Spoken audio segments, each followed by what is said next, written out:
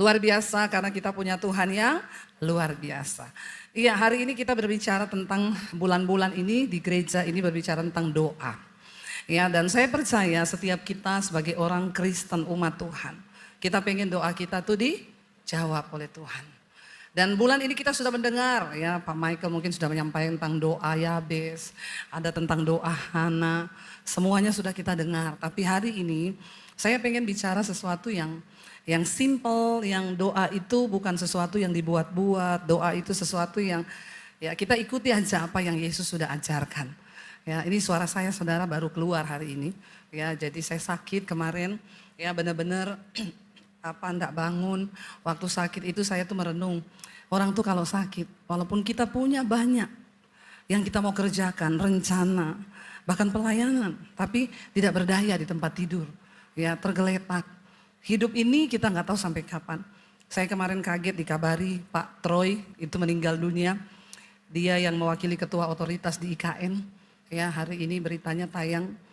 Saya ketemu dia beberapa waktu yang lalu dan baru beberapa minggu lalu WA mau bikin KKR di IKN. Kemarin dia meninggal dunia, ya didapati di kamarnya sudah tidak bernyawa. 2 hari lalu dia bikin story masih ngomong di Instagram. Hari ini dia harusnya khotbah di salah satu gereja di Balikpapan. Tadi malam, kemarin istrinya telepon pagi tidak ada kabar, lalu disuruh orang buka dobrak pintunya ternyata beliau sudah meninggal. Hidup ini singkat, ya serangan jantung, nggak ada yang tahu saudara, sehat. Ya saya cuma kita baru rencana mau buat KKR bersama. Tapi ya itulah hidup. Makanya selama kita hidup, ya untuk apa kita hidup? Tidak akan ada penyesalan kalau kita sudah melakukan kehendak Tuhan. Hidup ini bukan soal melakukan kehendak kita, tapi melakukan kehendak Tuhan. Yuk kita baca bersama. Buka sama-sama di dalam Injil Matius pasalnya yang ke-5. Mari kita lihat ayat yang pasal yang ke-6 ya. Ayat yang ke-5 tentang hal berdoa. Kita baca bersama dengan suara yang keras ya. Kalau saya bilang baca dengan suara keras, baca. Karena saya tahu banyak jemaat tidak pernah baca Alkitab. Jadi hari Minggu tolong baca. Yuk ayat 5. Dan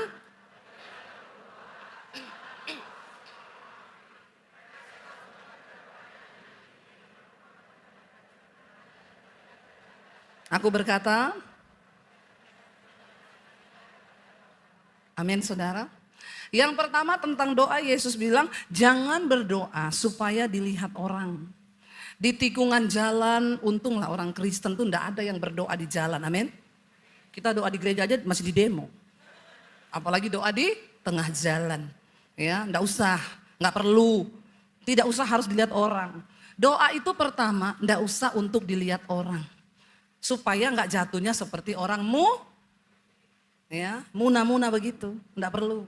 Biar Tuhan yang melihat hati. Yang pertama enggak usah dilihat orang. Yang kedua ayat 6 berkata apa? 1, 2, 3. Tetapi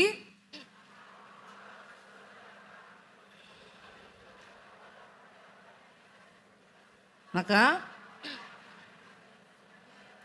yang kedua tentang berdoa, enggak usah cari pendeta. Enggak ada pendeta hebat. Enggak usah telepon Debbie Basir.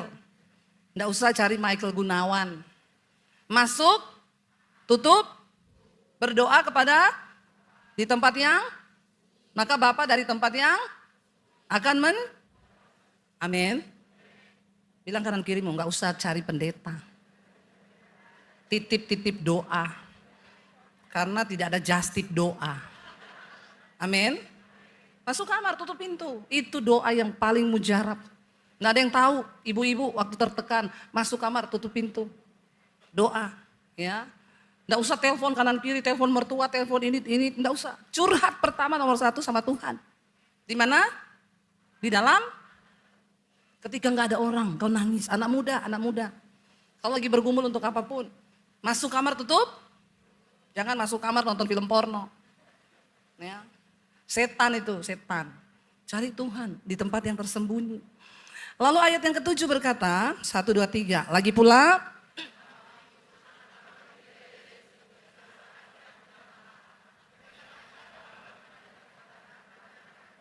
amin. Kalau doa itu enggak usah bertele-tele. Enggak usah panjang-panjang. Ada orang itu ngomong, saya tuh Bu pendeta saya berdoa sehari 6 jam non-stop. Saya bingung malaikat bagaimana ya ekspresinya. Orang doa 6 jam apa yang dibilang?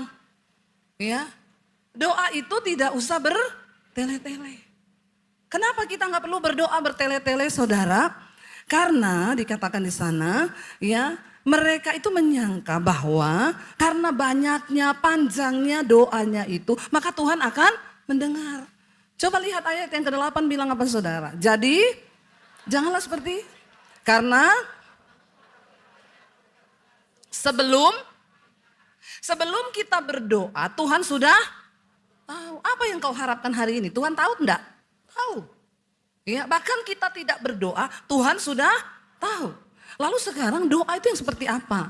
Yang Tuhan Yesus ajarkan aja. Yuk kita baca ayat yang ke-9. Karena itu Bapak di stop sampai di situ.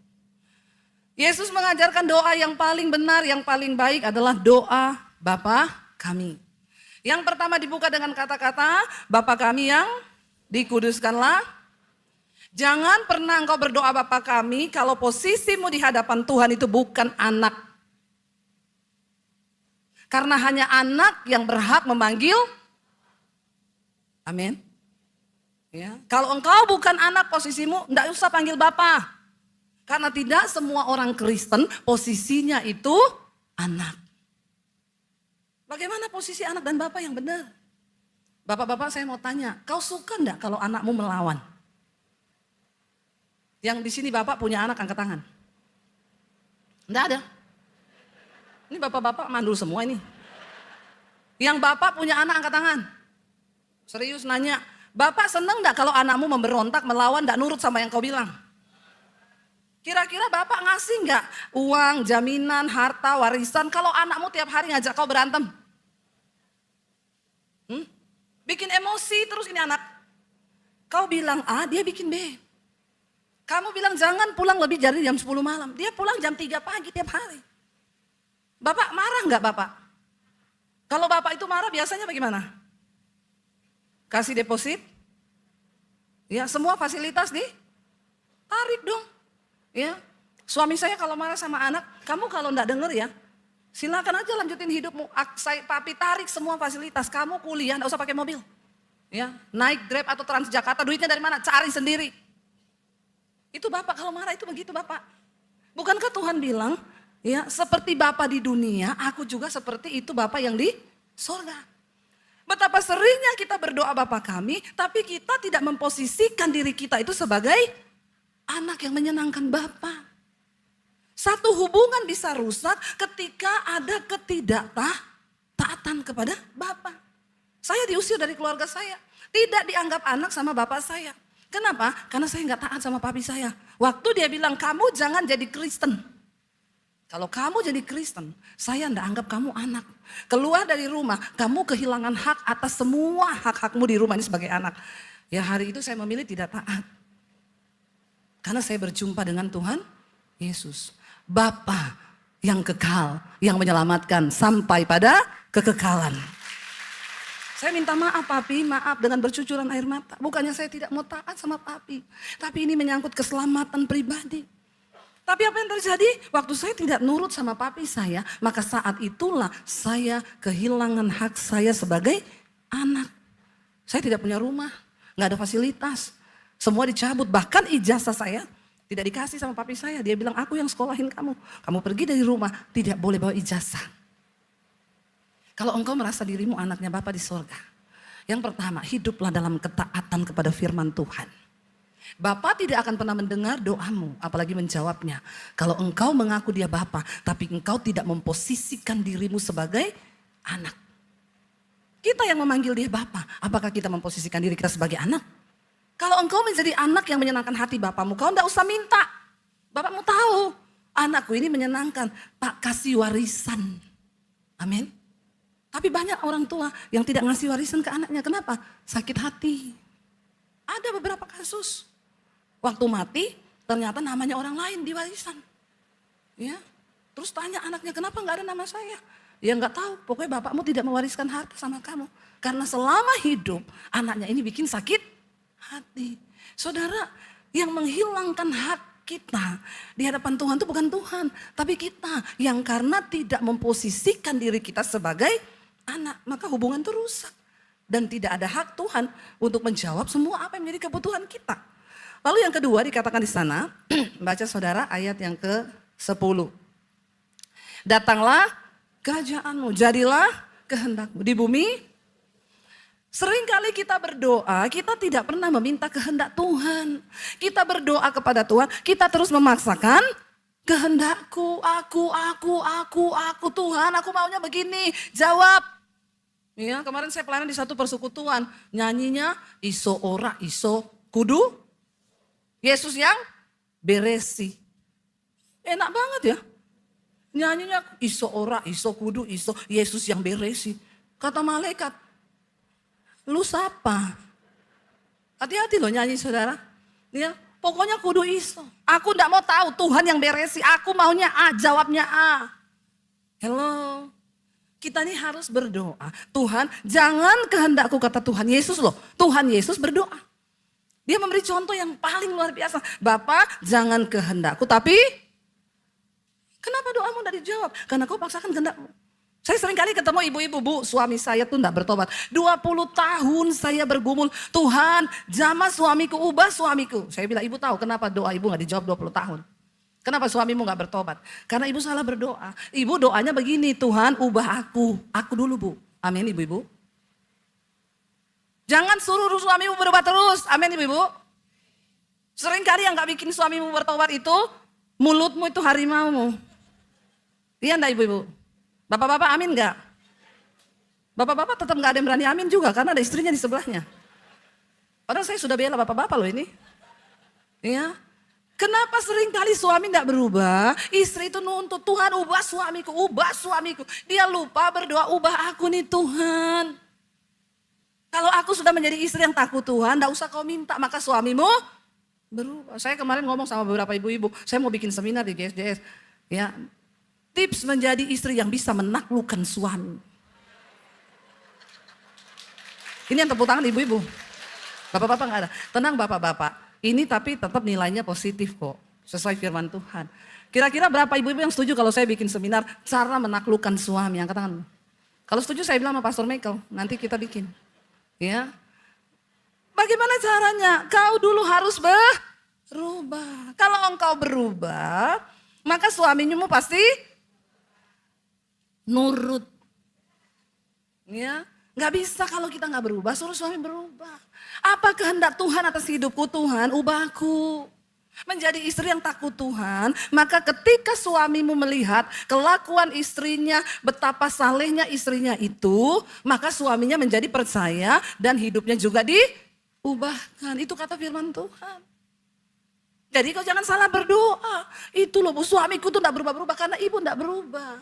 Saya aja dengar mulutnya ibu, mau saya baptis ulang ibu ini saya rendam 15 menit. Ya. Ada ibu-ibu konseling itu bikin sakit telinga saudara. Itu ibu tahu suami saya. Bu saya aja dengar ibu baru 5 menit ini saya sudah jengkel loh. Saya bisa membayangkan suami ibu yang mendampingi ibu. 25 tahun astagfirullah subhanallah. Untung aja suamimu enggak gila. Amin ibu-ibu. Jangan paksa Tuhan untuk kehendak kita. Saya tidak pernah mau berdoa. Orang datang Bu, doakan Bu saya sakit. Mau didoakan apa biar sembuh Bu? Sembuh itu haknya Tuhan. Kita meminta ya semoga ibu sembuh. Tapi kalau enggak sembuh bahkan mati, maaf ya Bu mati itu keuntungan kata firman Tuhan. Karena mati itu juga anugerah. Banyak orang pengen mati tidak bisa. Jadi kalau minta doakan saya jawabnya begitu. Saya bukan hamba Tuhan yang mau janji muluk-muluk. Oh pasti, yakin, iman. Ya tadi saudara dengar kesaksian kan? Di penghujung pergumulan yang begitu berat di mana dokter vonis kanker sudah menyebar ke hati, ke tulang. Doanya apa? Minta sembuh? Enggak Tuhan, aku serahkan hidupku padamu. Biar kehendakmu yang jadi. Sebab kehendak Tuhan itu pasti yang terbaik. Saya nggak pernah mau memaksakan kehendak kita. Oh harus, ibu sakit, oke saya doakan. Ibu pasti sembuh. Nah, itu pendeta sombong. Ya. Oh saya doakan, pasti diberkati. Mau jual rumah tolong doakan. Oh saya doakan pasti laku. Enggak begitu. Tuhan itu punya proses. Tidak semua doa kita harus dijawab sesuai kehendak kita. Ada orang nih doa rumah puluhan tahun tidak laku. Bu, mungkin ibu sama bapak banyak berantem, makanya rumahnya itu tidak laku-laku. Coba ibu bapak aman dulu akur. Waktu akur bertobat, laku, tidak usah didoakan. Amin. Itu namanya kehendak Tuhan. Satu kali saya pernah disuruh doakan. Jadi ada satu dokter, dia itu waktu COVID dia kena COVID. Tiba-tiba kena COVID, mamanya telepon saya. Bu, anak saya kena COVID, dokter loh anaknya ini. Sudah menikah tapi belum punya anak, masih muda. Bu doakan bu, masuk ICU saudara. Iya masuk ICU, saya berdoa sama mamahnya, Tuhan jamah akhirnya lolos, sembuh, keluar dari ICU. Waktu keluar dari ICU, ada yang aneh, dia bisa lihat setan dengan mata biasa. Jadi tiap hari itu, bayangkan orang lihat setan kayak lihat orang. Dia bilang, ya ampun, dia kan dokter. Datang ke rumah sakit, masuk gitu di kamar rumah sakit. Setan semua. Ada yang bentuk kepala tergantung, ada yang bentuk ular, ada yang bentuk pocong, ada yang bentuk kuntilanak, pokoknya setan. Nah dia itu tersiksa saudara. Dia bahkan bisa lihat orang loh, ada laki-laki datang, dia bilang, itu di pahanya itu ada menggantung makhluk. Seperti kodok tapi kepalanya perempuan. Ya, nah kodok itu kan roh persinahan, berarti mungkin dia dari panti pijat mana nih? Saudara di alam roh itu begitu loh, walaupun kita tidak bisa lihat. Alkitab bilang, ya musuh kita itu roh-roh jahat di udara. Ya, setan itu macam-macam bentuknya. Jadi dia bisa lihat itu kodok menempel, kepalanya perempuan. Satu kali mamanya telepon saya, Bu, anak saya baru sembuh, iya terus. Ibu bisa doakan enggak? Kenapa? Dia tuh bisa lihat setan. Jadi bayangkan di rumah, di jalan. Satu kali diajak suaminya pergi ke curug di air terjun. Dia bilang setan di curug, di hutan beda sama setan di kota. Ya, jadi kalau di hutan itu dia bilang bentuknya itu kayak monster. Ya, kayak binatang gitu yang benar-benar. Tapi kalau di kota itu memang beda. Ya, apalagi kalau di kota besar, di mall itu beda lagi. Setannya menyamar jadi ani-ani. Ya, Adel, ani-ani padel, toh. Anes, ani-ani tenis. Ya, siapa lagi? Aisyah, ani-ani sosialita, banyak. Jadi bertobat. Semakin kesini setan tuh semakin cantik, semakin beda. Dia bilang, ibu saya tersiksa, saya minta ibu tolong doakan biar ditutup penglihatan ini bu, saya enggak mau. Saya tadinya bilang dia, jangan ditutup, mending kamu saya ajak kalau saya pelayanan. Ke GSJS gitu, tak suruh lihat ini banyak kodok-kodok menggantung di leher, di kaki ini jangan-jangan ya udah semua jenis menggantung. Iya, ya suruh lihat pemain musiknya ya toh banyak kodok apa tidak. Pendetanya ada kodok atau kadal atau biawak. Iya, tidak mesti tidak menjamin. Lalu saya bilang oke, gini ya, saya itu bukan pendeta sakti. Tapi kita punya Tuhan yang luar biasa. Nanti kita berdoa, tapi ya itu kehendak Tuhan. Saya tidak bisa ngomong harus atau begini, ya udah. Terus mamanya bilang, oke bu, nanti saya mau bikin ibadah di rumah, ucapan syukur. Ibu sekalian datang ketemu sama anak saya ini, lalu ibu berdoa. Saya bilang sama suami, saya ceritakan, dia ini bisa lihat-lihat begini-begini loh. Ya saya sama suami saya agak gerek juga mau ketemu dia. Masalahnya, ya biar pendeta-pendeta tiba-tiba dia lihat kadal di belakang saya atau kodok di belakang suami ini kan menakutkan saudara ya. Enggak, saya agak aduh. Terus suami saya bilang, iya gimana? Saya bilang, ya gak usah takut lah, orang kita kan gak ada macam-macam. Kamu ada selingkuh enggak? Enggak. Ya, menakutkan juga nih kalau ketemu begini-begini. Ya terus ya udahlah pede aja lah, orang kita hidup dalam kebenaran mengejar firman Tuhan, kok dosanya juga bukan dosa-dosa yang paling dosanya marah sedikit, tersinggung dikit, itu enggak ada kodok, enggak ada. Ya udah kita datang. Ya saya juga begitu lihat dia kan, ya aduh ya. Terus saya duduklah di sampingnya dia. Ada ibu-ibu masuk gitu ya, ibu-ibu ini memang sombong banget ya, rambutnya sasakan tinggi gitu ya. Ya pakai tas memang tas mahal tapi gayanya masuk itu. Ya, dia bilang begini, itu ibu itu ada roh ndak bagus. Saya bilang kalau itu kamu ndak usah ngomong, saya juga sudah bisa lihat. Maka jadi orang tuh ndak usah sombong, amin. Ya itu banyak kadal-kadal biawak itu bergelantungan semua. Terus saya iseng tanya sama dia gini, kamu itu kan semua orang kamu bisa lihat. Maaf ya, tadi waktu saya sama suami masuk. Jangan menertawakan saya, belum tentu juga kalian-kalian itu. Kalau saya bawa dia ke sini. Terus maaf tadi kamu waktu lihat saya sama suami kamu lihat apa? Jujur aja loh, kamu gak usah bohong ya. Kamu kan tahu saya. Dia bilang, iya bu waktu ibu sama suami masuk itu Puji Tuhan, saya lihat di belakang ibu sama suami ada cahaya terang banget. Puji Tuhan. Gak usah tepuk tangan, gak usah. Gak usah, nanti saya sombong. Bertobat. Ya, iya saudara, aduh puji Tuhan, legalah saya berarti. Tidak sia-sia kita ikut Tuhan. Gak sia-sia jaga kekudusan. Setan bisa lihat itu cahaya di belakangmu. Jadi malulah sama setan. Saudara hebat pujian di gereja. Saudara keluar dari gedung gereja, baru di parkiran udah banyak setan tuh di basement. Dia lihat saudara, ya kau melakukan persinahan, kenajisan, kau nonton film porno, setan geleng-geleng kepala gini. Lihat deh, kalau di GSJ hari Minggu nyanyinya iya udah kayak apaan, ternyata lebih setan dari setan. Malu gak sama setan? Jangan bikin setan kena mental loh. Sama orang Kristen ini bertobat. Akhirnya selesai ibadah kita masuk kamar, saya bilang kita ke kamar aja berdua yuk. Saya bilang sekali lagi saya tidak sakti. Tapi kita punya Tuhan yang hebat. Ayo kita sembah Tuhan. Kami menyembah Tuhan. Saya minta hadirat Tuhan turun. Dia dijamah Tuhan. Dia nangis Tuhan Yesus penyembahan. Lalu saya berdoa. Tuhan engkau yang sanggup. Dia gak mau Tuhan punya penglihatan seperti ini. Kalau Tuhan mau engkau berkehendak. Engkau bisa menutupnya dalam nama Tuhan Yesus. Saya bilang kamu imani percaya itu terjadi ya. Saya pulang. Berapa hari kemudian saya telepon dia. Sambil deg-degan juga. Ya saya bilang gimana? Masih lihat-lihat puji Tuhan Bu, sejak didoakan kemarin saya sudah tidak lihat apa-apa lagi sekarang. Padahal mau saya ajak ke GSJS. Udah gak bisa lihat. Ya, Tuhan kita itu melakukan kehendaknya sesuai dengan kehendaknya. Kita gak usah paksa, apapun maunya kita. Tuhan biar kehendakmu yang jadi. Datanglah kerajaanmu, jadilah kehendakmu. Atas hidupku seperti di dalam surga, amin. Anak-anak muda berdoa buat jodoh. Supaya kau tidak salah pilih jodoh. Ya, enggak usah maksa. Harus itu Tuhan. Soalnya naiknya Ferrari. Ya, kau paksa dengan kehendak. Mungkin kau bisa dapat. Tapi kau akan stres. Karena yang terbaik. Tuhan tahu bagi kita itu yang terbaik itu apa. Amin. Berikutnya dikatakan ayat 11. Berikanlah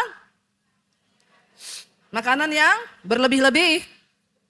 Yang secukupnya. Jangan pernah berdoa kepada Tuhan untuk memberkati engkau kalau engkau tidak pernah mensyukuri berkatmu yang ada hari ini. Kalau kita belajar mensyukuri hari ini, maka kita akan menjadi orang Kristen yang selalu penuh dengan ucapan. Alkitab gak suruh engkau berdoa untuk 10 tahun ke depan. Tapi manusia ragu selalu minta Tuhan cukupi sampai 100. Itu yang bikin doamu gak dijawab. Takabur. Tuhan bilang ajar kami, berikan kami pada hari ini makanan kami yang secukupnya. Kenapa kau jadi stres? Karena kau pikir untuk 40 tahun ke depan. Makanya engkau stres. Jangan pernah berdoa Tuhan berkati engkau kalau kau tidak mampu mensyukuri apa yang ada hari ini di tanganmu. Tidak usah bandingkan keadaanmu dengan orang lain. Kenapa dia begitu? Kenapa saya begini? Jangan juga jadi julid melihat orang yang diberkati lebih. Tempatkan diri kita, posisi kita yang sesuai dengan firman Tuhan. Bersyukur kalau hari ini aku bisa makan. Terima kasih Tuhan, terima kasih. Aku bersyukur. Kurang-kurangilah hal-hal yang membuat engkau stres. Kalau ada silakan, enggak ada, enggak usah maksa. Amin. Enggak usah memaksakan diri. Terus beriman, akhirnya jadi salah, stres, akhirnya kecewa. Lalu dikatakan di sana ayat berikutnya, ayat 12 baca. Ampuni kami akan seperti orang yang bersalah pada kami. Kenapa doa kita sering tidak dijawab? Karena dosamu tidak diampuni. Kenapa dosamu tidak diampuni? Karena kau tidak mengampuni mertuamu. Karena kau tidak mengampuni iparmu. Karena kau tidak ampuni menantumu. Dan kau berani datang ke gereja, kau nyanyi, kau doa, dan kau persembahkan korban. Padahal semua itu tidak berkenan di hadapan Tuhan. Alkitab bilang kalau engkau datang beribadah. Mau persembahkan lagu, syukur, korban, uang, doa. Ingat dulu apa yang ada di hatimu. Kalau kau masih kepahitan sama ipar, kau kepahitan sama mertua, kau kepahitan sama istri, kau kepahitan sama suami, kepahitan sama menantu, tidak usah masuk gereja. Kau pulang dulu bereskan hatimu. Karena percuma ibadahmu tidak didengar oleh Tuhan. Bahkan orang yang dosanya tidak diampuni. Karena tidak mau taat sama firman Tuhan. Doamu menjadi kekejian di mata Tuhan. Gak percaya? Buka Amsal. Amsal 28. Kita lihat saudara. Apa yang firman Tuhan katakan? Ayat 9. Baca bersama. Siapa memalingkan telinganya untuk tidak mendengar khotbah. Bahkan doanya juga menjadi kita pikir doa itu menyenangkan Tuhan. Ternyata waktu kita nggak taat pada firman, doamu itu menjadi kekejian di mata Tuhan. Apa itu kekejian di mata Tuhan? Menjijikkan. Kita datang berdoa tapi Tuhan, aku jijik. Kamu nyanyi itu aku jijik sama nyanyianmu. Kenapa? Karena engkau menyanyi tanpa ketaatan. Engkau tidak melakukan firman. Kau tidak mengampuni sesamamu manusia. Jadi aku tidak bisa mengampuni dosamu. Kalau dosa kita tidak diampuni, doamu cuma sampai di plafon. Tidak tembus sampai ke surga. Bertobat, tinggalkan dosa. Lepaskan pengampunan supaya doamu tidak menjadi kekejian. Kenapa doamu tidak dijawab puluhan tahun? Mungkin itu doa kekejian di mata Tuhan. Karena engkau kepahitan. Kau tidak mampu ampuni mertua, ipar, menantu, suami, istri. Ya, siapapun. Belajar saudara, ampuni. Supaya doamu tidak menjadi kejijikan bagi Tuhan. Tuhan gak mau lihat, Tuhan gak mau dengar. Iya aku jijik dengar dia itu. Kenapa? Karena tanpa ketaatan ibadah kita itu sia-sia di mata Tuhan. Percuma. Ngapain? Ya. Lalu ayat berikutnya berkata begini. Dan janganlah membawa kami dan lepaskan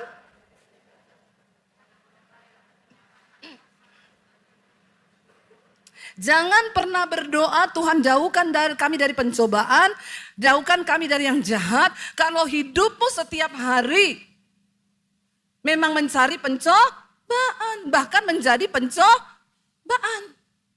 Ada banyak kemunafikan di hidup kita. Saudara, 99% persoalan dan masalah dalam kehidupan orang Kristen itu terjadi karena dosanya sendiri dan kesalahannya sendiri. Keributan dalam rumah tangga terjadi kenapa? Karena banyak orang Kristen yang salah pilih jodoh.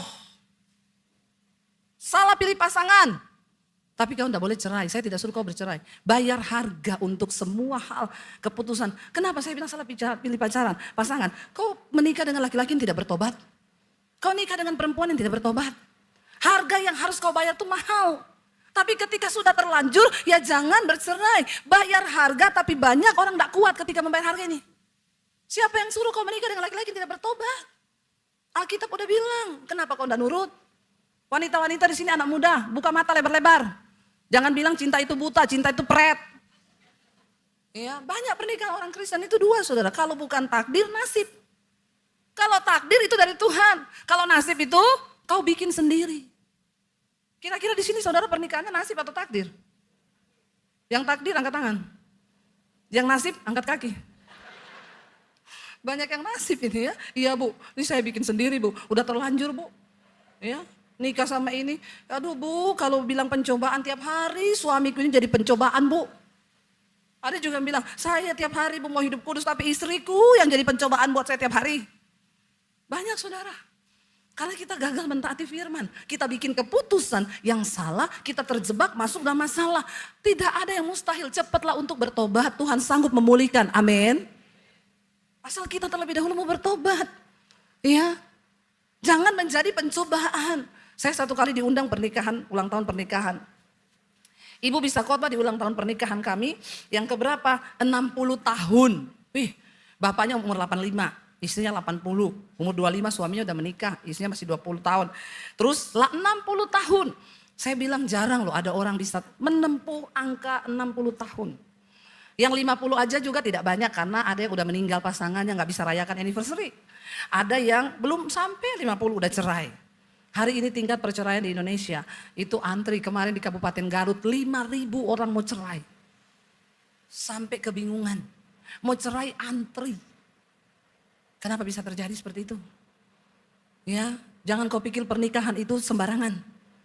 Ya, anak muda hati-hati saya selalu bilang jangan pernah bermimpi menikah untuk bahagia. Menikah itu bunuh diri. Benar. Apa artinya bunuh diri? 1 tambah 1 kata Yesus sama dengan 1.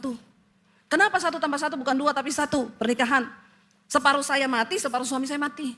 Itu namanya bunuh diri. Alkitab bilang, matikanlah dalam dirimu segala sesuatu yang duniawi. Kenajisan, percabulan, iri hati, pertikaian, egois, kepentingan diri. Waktu kau nikah, kau harus bunuh semua ini. Bunuh dirimu sendiri supaya bisa tidak bercerai. Karena kalau kau tidak bunuh dirimu sendiri, udah gak bakal tahan itu. Nah terus saya ini, karena saya khotbah di ulang tahun pernikahan yang ke-60 kan saya excited banget kan.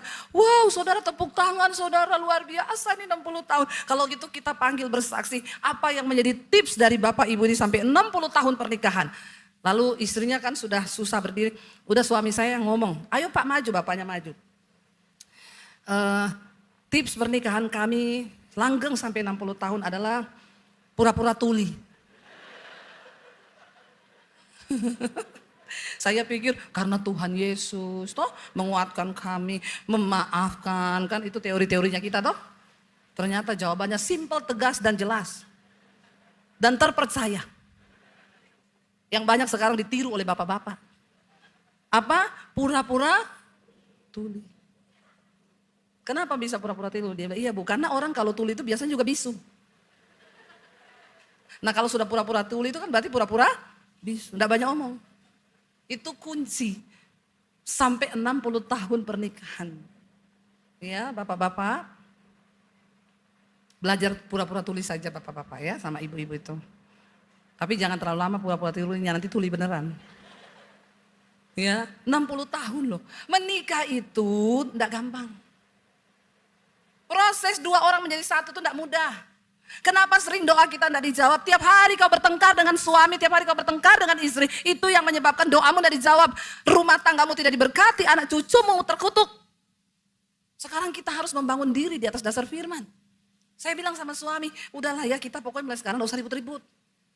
Kita ini udah mulai tua juga, pernikahan sudah melewati 25 tahun. Ayo kita kenalilah diri kita. Saya sekarang hanya memotivasi diri, saya enggak mau marah-marah. Ibu-ibu, sekarang banyak ibu-ibu kena autoimun. Tahu kenapa? Tiap hari marah, tiap hari stres. Ngadepi anak, ngadepi suami, kita marah. Kortisolnya naik.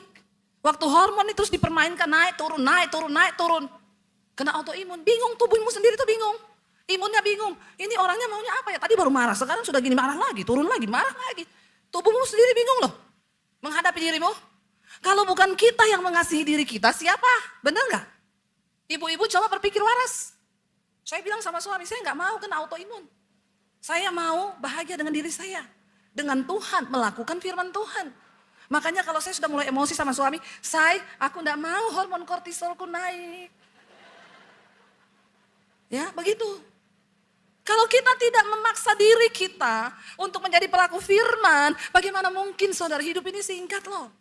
Kita gak pernah ada yang tahu hidup. Suami gak akan selamanya ada di samping kita. Istri gak akan selamanya ada di samping kita. Saya kalau mulai khawatir tentang anak, kadang saya pelayanan, saya mikir anak saya itu bagaimana. Saya langsung Tuhan, aku gak mau stres, aku gak mau khawatir, aku serahkan semua pergumulanku dalam tanganmu, serahkan semua anak-anakku dalam tanganmu, masa depan mereka. Kadang kan kita khawatir. Nanti jodohnya seperti apa? Yang sering kali membuat kita stres karena kita ini mau mengendalikan seluruh kehidupan.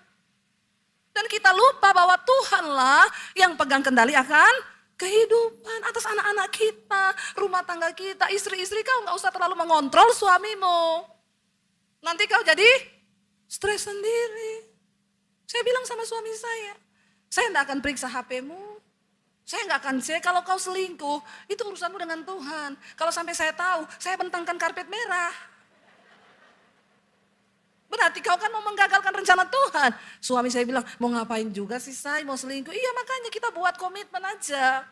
Hidup menghormati Tuhan. Amin Bapak Ibu.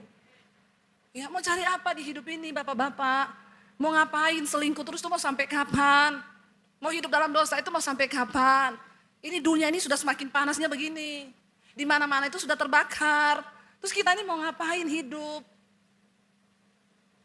Jadi soal doa itu bukan soal kau jerit-jerit, kau teriak, kau doa puasa. Alkitab berkata, doa orang benar itu besar. Orangnya ini yang jadi persoalannya benar atau tidak. Kalau kau jadi orang benar, kau belum doa. Tuhan sudah menjawab. Kau belum berteriak sama Tuhan. Dia tahu ini, dia butuh ini. Udah jawab malaikat. Karena Alkitab berkata, di mana orang hidup rukun bersama, kesitulah berkat Tuhan itu diperintahkan. Saya mau kasih tips, suami istri setiap hari saya dan suami, kami berpelukan minimal 3-5 menit. Setiap bangun pagi. Sebelum keluar rumah, sebelum kau pergi kantor, bapak-bapak peluk istrimu. Amin. Itu yang kami lakukan. Ya, kita berpelukan sambil sayang, Tuhan terima kasih buat suami, terima kasih. Setidaknya kalau suamimu mati mendadak kau tidak menyesal. Amin ibu-ibu.